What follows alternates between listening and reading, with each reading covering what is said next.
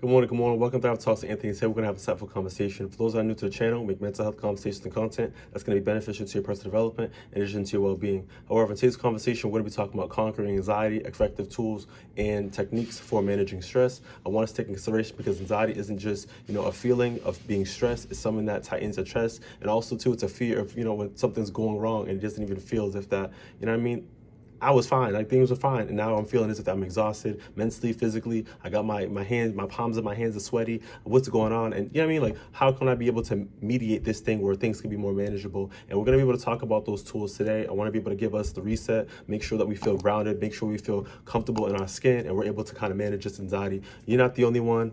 Various people, we're all humans, we feel what we feel, but anxiety is something that we're able to manage proactively. So stick with me, grow with me, and we're going to be able to navigate throughout this, right? So in regards to our first segment, we're going to be talking about off the rip, what is anxiety, understanding the experience, right? So the definition of anxiety is, a natural stress response involving persistent worry, fear, and tension, often disconnected from actual danger, right? So sometimes anxiety, you may feel as if that, your body's saying it's not safe. So you're going to be, obviously, you're getting a little antsy, but there's also some times where it's like, I'm feeling fine right now. Why am I feeling anxious right now? What is the emotions coming from? So sometimes that is the tension in regards to our body, in regards to worry, fear, etc.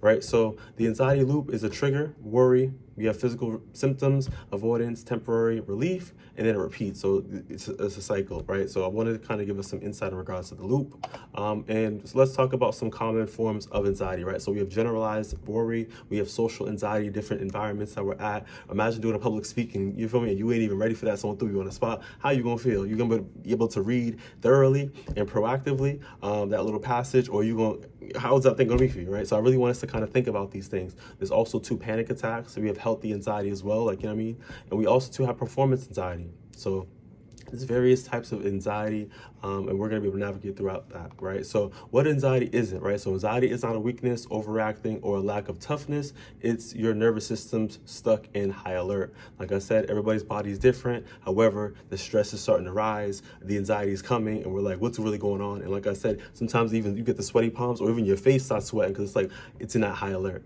So I want us to kind of reflect on, what anxiety hits, and do you notice any thoughts or body responsible or any like type of emotions that come when it comes to yourself, right? So I'll give you kind of a moment to think about that. Like I said, everybody's body is different, but how does it affect you? And I know what happened. Let's be real. Right? So I'll give you a little moment. But let's dive right into our second segment in regards to the science behind anxiety. So why it feels so intense, right? So for those out there, stick with me, right? So the brain and the body response, right? So the amygdala fires the danger signal in our mind, right? The body releases adrenaline and cortisol, which is like that stress hormone. Like, what is really going on right now? I don't know. And the heart rate increases, we have muscle tension and thoughts type and speed up, like racing thoughts in our mind. So there is misinterpretation in regards to some signals. The brain treats ordinary stressors as threats, creating the cycle of fear. This is what's going on in the mind, this is going on in the body. Our body's starting to tense up. Why it feels real. Even when you know you're safe, your nervous system may still act like it's not, right? The body's trying to figure things out. You're like, I'm here, I'm present, like I'm fine. Why am I feeling this right now, right? So your brain's trying to catch up with the body, and you're in like obviously like some type of danger state as in regards to your body, right? I also want to mention too that this is not your fault, right? So anxiety is a biological and psychological response to not a personal failure. So I want to take that into consideration. Like this is just how the body's going to be responding to the situation and just overall. So it's not a personal failure. So I want us to take that into consideration. And like I said too, many people are going through these things. We are human beings, right? So I also want to be able to provide a quote. Your body is trying to protect you. It doesn't know the danger isn't real. Like I said, only you're the human being. You have the brain, you have the mind. You're seeing things, you're interacting, you're doing things, but your body is trying to figure these things out, right? So sometimes it's real, sometimes it's not. But like I said, we have to be able to control the anxiety because with that mindfulness, grounded, etc. We're going to get to that. right? Like I just said, let's get to that. Tools and techniques in regards to managing that anxiety. So like I said, for me, I want to talk about that box breathing techniques, right? So we have to slow down, deep breaths to be able to calm the nervous system, to be able to help, reduce that stress and that signal that's happening in our body. For example, we have like the box breathing, right? That's something that I like, that's used with Marines, is used with athletes as well. So this is just, I think, a great technique for us to be able to kind of like regulate the body with breathing. We also have grounded exercises as well, right? So identifying the 5, 4, 3, 2, 1. So 5 things that you could see, 4 things that you could touch, 3 things that you could hear, and et cetera, et cetera. This is going to be able to help you kind of, understand and kind of get yourself to reduce from the spiraling thoughts and keep yourself focusing on things that, are regulated towards that mindfulness. We have CBT, which is a cognitive behavioral therapy, to be able to help those challenging, thoughts, fears, and, the thinking behind it in regards to helping you have healthier thinking patterns. We have mindfulness and acceptance, to be able to help learn and observe, sensations, thoughts, and different things, to help you increase, that emotional regulation and that resilience for yourself, and not overreacting, right? And accepting what's really happening, but also too, like I said, incorporating that mindfulness. Next is movement. I also too want to recognize too is that, anxiety, by breaking the anxiety, movement's really good, right? So light exercise to be able to reduce that tension, to reduce the stress hormones, right? So like I said, by working out, taking a walk, breathing, right? Letting your mind be more balanced, more neutral, and kind of getting away from distractions, right, can be able to help you break the anxiety as well. Next is going to be that professional help. We've got to take in consideration that there is professionals out there that are qualified, they know what they're talking about, they know what they're doing. We have therapists, counselors, support groups to be able to provide conducive spaces for us to be able to mediate these tools with that guidance, right? We also have medication. It is approached and is appropriate, so talk to your doctor, right, as necessary, but medication can help to regulate those overactive anxiety systems within the body. Right, so I want us to take in consideration that you don't have to stop the anxiety. You just have to understand that, soften up and have a good reaction to it when it happens, right? And we have the tools, we have the techniques, and we're able to calm ourselves down when we, breathe one breath at a time. You heard? Next segment, we're going to be talking about everyday strategies to reduce the stress. Like I said, we have to be able to have, like I said, the mindfulness. We have to have things in place when it happens. You know what I mean? Like everybody's strategy is going to be different, but make sure you find something that's beneficial for you, right? But let's talk about, set boundaries. Overcommitting the fuels that burnout and chronic anxiety. So when you do too much, you're giving yourself anxiety. You have to know your limitations, right? So when you say no, no means no, right? So don't overextend yourself. Set the boundary.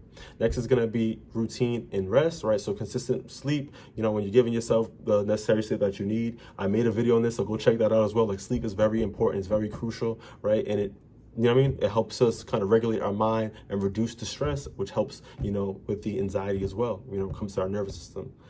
We want to talk about too is limit stimulants. Like I said, coffee, alcohol, excessive screen time amplifies, these symptoms. So we got to be able to recognize, even heavy meals too, like all these different things, affect, sleep quality, or even just that the anxiety that comes with it. So recognize what you're putting in your body, and limit those stimulants.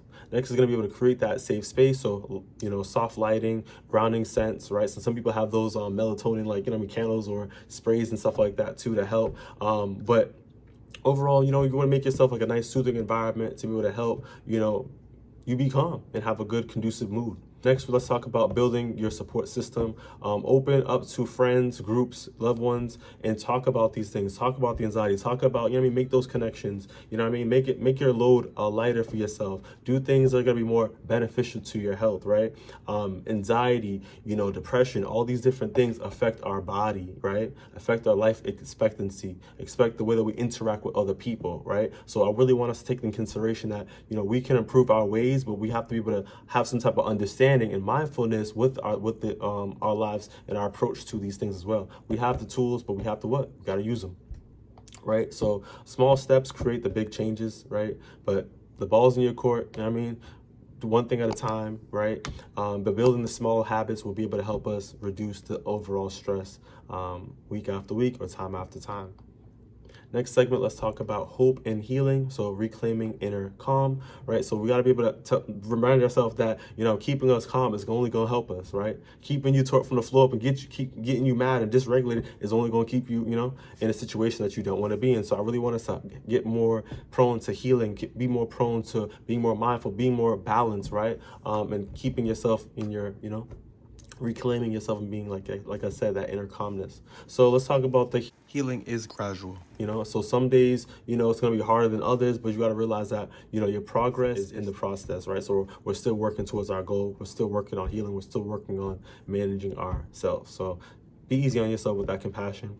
And I will also want to take in consideration too is that every skill builds strength. So each tool that you practice is going to be able to help, train your body, your mind, and your nervous system to be able to feel more safer, more confident in your skin. But we got to practice these things as well. Right, so return to joy. We got to really realize that, anxiety lessens when we are involved into things that are creative, and our passion and our alignment. We're having relationships with people that are boosting us up, like we're in good environments, right? So you're putting yourself where you need to be, right? And return to your joy. Do things that, like I said, that make you happy, right? Not your friends, not this person next to you, like for you, and put yourself around, like I said, positive people to be able to reduce that anxiety, because it definitely makes the difference. Next, we're going to be able to talk about too is that, like I said, you are not alone. I'm going to say it again. You are not alone. Millions of other people out there are managing, anxiety successfully. This is something that you can really navigate through successfully and have that right support. So like I said, you're not alone. You just got to proactively accept what's going on and figure out ways you're able to mediate these things. Like I said, there's tools and there's support people out there to, assist. So peace isn't, the absence of anxiety. It's the ability to move forward even when it's there. So we're able to still navigate through even if it's difficult, when things arise, even if my palms get sweaty and I feel anxiety, even if my face is, the oil is starting to come out because I'm feeling a little anxious. I'm still able to get myself grounded. I'm still able to do that presentation. I'm still able to break the anxiety by moving around and working out, or even going outside to, get some fresh air, breathe, and get myself back to my inner calmness, right? So we're still able to, reclaim ourselves and get ourselves more balanced. So don't get it twisted, But I will also want to be able to recognize, as we're wrapping up this video, is that you can rise above anxiety. We're able to, like I said, push through when we recognize that we have inner strength.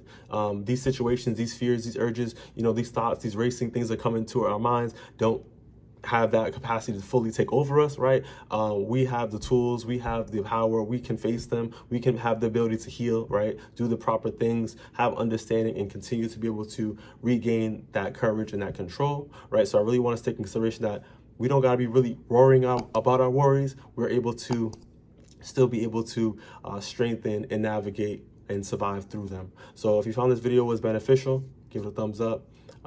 Like if possible, Share if possible, And I'll see you on the next one. Take it easy. Stay blessed.